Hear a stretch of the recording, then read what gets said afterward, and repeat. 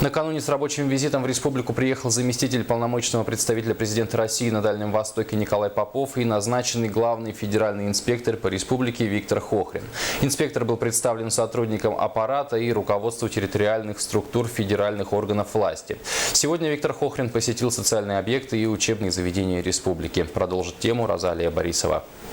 В рамках визита состоялась встреча с главой республики и силовыми структурами. Также рабочая группа посетила медицинскую клинику СВФУ. Хорошо тут обучать командной работе врачей, чтобы они друг друга понимали, были взаимозаменяемыми.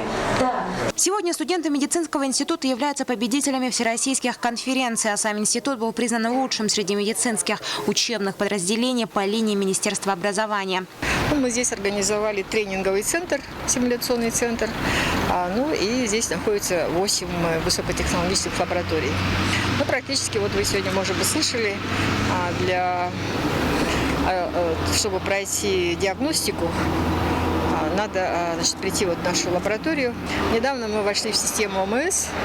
Практически население, если они застрахованы, если они пользуются услугами, я имею в виду тех структур, которые есть в республике, то они вполне могут зайти здесь и диагностирование пройти, и лечение.